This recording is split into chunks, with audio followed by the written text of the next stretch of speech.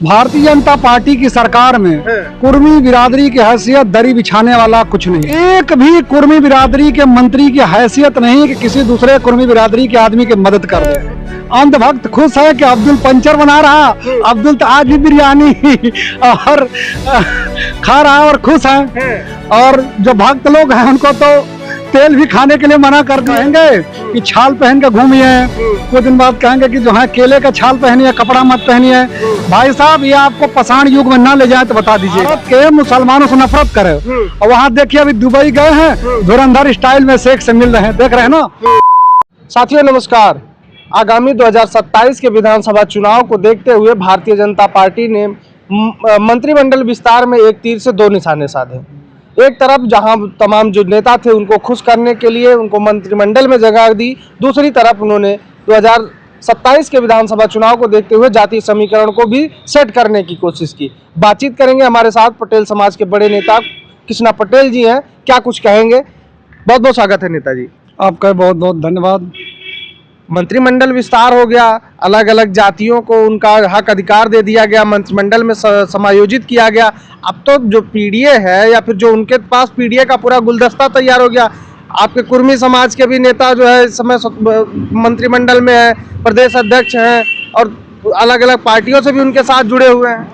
अभी ताजा घटना अभी परसों की है, मंत्रिमंडल का विस्तार हुआ। उसमें देख लीजिए, राकेश सचान जी का विभाग ले लिया गया, उनको पैदल कर दिया गया। भारतीय जनता पार्टी की सरकार में कुर्मी बिरादरी की हैसियत दरी बिछाने वाला कुछ नहीं है। सिर्फ कुर्मियों का काम है वहाँ दरी बिछाना। किसी भी कुर्मी बिरादरी की मंत्री की वो हैसियत नहीं है जो अपनी मर्जी से कोई निर्णय ले ले। उनके विभाग में सचिव बैठाए गए हैं सेंट्रल से, सचिव बैठाए योगी जी से। एक भी निर्णय कुर्मी बिरादरी के मंत्री अपनी मर्जी से नहीं ले सकते, चाहे वो आप कहाँ कुर्मी बिरादरी की बात करें। उनके पास तो प्रदेश अध्यक्ष से लेकर तो मंत्री हैं और अपना दल भी तो उन्हीं के साथ जुड़ा है। अनुप्रिया पटेल और आशीष पटेल जी भी तो उन्हीं के साथ है। अनुप्रिया जी, आशीष जी की हैसियत पूरा प्रदेश जानता है। उनके विभाग में क्या रोजे इस्तीफा दे रहे हैं, बाबा जी ले नहीं रहे।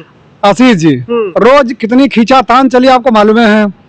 एक भी कुर्मी बिरादरी के मंत्री की हैसियत नहीं कि किसी दूसरे कुर्मी बिरादरी के आदमी की मदद कर दे। वो अपनी मर्जी से कोई निर्णय, खाली डमी है ये लोग जितना भी कुर्मी बिरादरी में कुर्मी डमी है। डमी भाई साहब, प्रदेश अध्यक्ष भी वैसे हैं। जाकर ये 4 पदाधिकारी बना दे, हिम्मत है अपनी मर्जी से बना दे। स्वतंत्र देव सिंह जी का आप नहीं देख रहे हैं, कितना बढ़िया मंत्रालय मिला, कितना अच्छा काम। आप बता दीजिए, कोई उत्तर प्रदेश का 4 पटेल बता दे हमको, जो स्वतंत्र सिंह ठेकेदार बना दिए सिंचाई विभाग में, बता दे। एक भी कुर्मी बता दे उत्तर प्रदेश का कि हमको स्वतंत्र देव सिंह ने 10 करोड़ 5 करोड़ 2 करोड़ का ठेका दे दिया। एक भी उनकी हैसियत नहीं है किसी को ठेका पट्टा दे सके। मतलब स्वतंत्र देव सिंह कुछ भी नहीं है भारतीय जनता पार्टी। ना स्वतंत्र देव सिंह की हैसियत है, ना अनुप्रिया जी की, ना आशीष जी की, ना राकेश सचान की। ये सब डमी है, खाली मुखौटा है, दिखाने के लिए बनाए गए हैं। बस अपना तनख्वाह लो, गाड़ी लो, घूमो, बस। कोई निर्णय लेने की क्षमता उनके पास है, न उनको किसी का ठेका पट्टा देने का है, न एक व्यक्ति को बिरादरी को नौकरी दे सकते हैं। ये लोग डमी हैं। जब पद से हटते हैं तो इनको बिरादरी याद आती है, जब पद पे रहते हैं तो बिरादरी को भूल जाते हैं। तो पटेल समाज तो उनके साथ जाएगा ना, इतने बड़े बड़े नेता भारतीय जनता पार्टी में, पटेल समाज तो उन्हीं के साथ जाएगा। कुर्मी समाज का एक तरफा वोट 2024 में समाजवादी पार्टी के साथ गया था। अखिलेश यादव जी ने 10 टिकट दिया था, 7 सांसद जीते थे।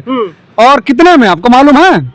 65 में 10, 65 टिकट था ना, 15 कांग्रेस का था, 15 अलायंस में था, 60 सपा का था। 60 में 10 समाजवादी पार्टी ने सिर्फ कुर्मी समाज को दिया। कितना परसेंट हुआ? लगभग 17-18% कुर्मी को सिर्फ टिकट समाजवादी पार्टी ने दिया था। और कुर्मी समाज ने लगभग उनको पिछली बार 80% वोट समाजवादी पार्टी को 2024 के चुनाव में दिया था।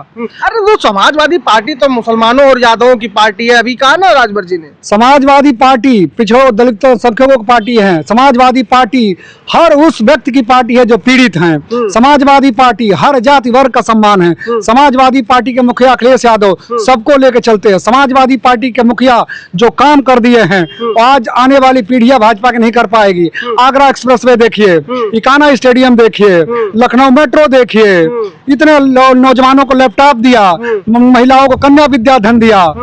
टैबलेट दिया, और वो गरीब औरतों को विधवा पेंशन दिया, वृद्धा पेंशन दिया, गांव गांव लोहिया आवास दिया गया, गांव में लोहिया ग्राम बनाया गया, सड़कें बनाई गई, विकास की गंगा अगर कोई बहाया है तो वह है समाजवादी पार्टी के मुखिया। भारतीय जनता पार्टी भी काम करे, योगी जी कह रहे चौमुखी विकास हुआ है, अब ये उत्सव का प्रदेश हो गया है, ये दंगों का प्रदेश नहीं है। भाजपा सरकार में काम हुआ तो है, हिंदू मुसलमान, तेल छोड़ दो, नमक छोड़ दो, पानी छोड़ दो, डीजल छोड़ दो, दिए जलाओ, ताली बजाओ, थाली बजाओ, यही तो काम दिया है।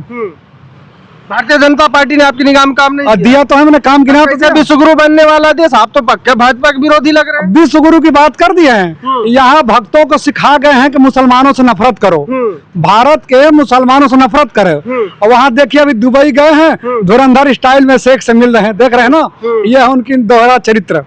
नहीं तो वो मिले हैं, वो भी तो किसी देश के रिप्रेजेंटेटिव है, तो उनसे नहीं मिलेंगे तो किससे मिलेंगे? धुरंधर स्टाइल में मिलेंगे, धुरंधर स्टाइल मिले हैं, खुशी का एक वो था उसमें मिले। यहाँ उनके अंधभक्त खुश है कि अब्दुल पंचर बना रहा, अब्दुल तो आज भी बिरयानी और खा रहा और खुश है। और जो भक्त लोग हैं उनको तो तेल भी खाने के लिए मना कर दिए, गाड़ी से चलने के लिए भी मना कर दिए भाई साहब।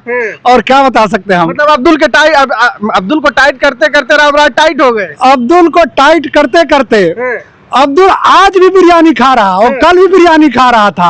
अब भक्तों से कहते बिना छौके सब्जी खाओ तुम आप पैदल चलो तुम। भाई साहब इस समय सरकार बनियों की है, बनिया एक अच्छा व्यापारी हो सकता, राजा नहीं हो सकता। और जिस देश का राजा व्यापारी हो जाए उस देश की जनता भाग भिखारी हो जाती है, ये चाणक्य पहले ही लिख गए हैं। अब भाजपा की सरकार एक बवासीर की बीमारी है, दर्द सबको है लेकिन बता कोई नहीं रहा, नहीं बता पा रहा है, बिल्कुल नहीं बता रहा। लेकिन रामराज्य और विश्वगुरु ये सब तमाम चीजें जो कही जा रही, फिर ये कहाँ गई?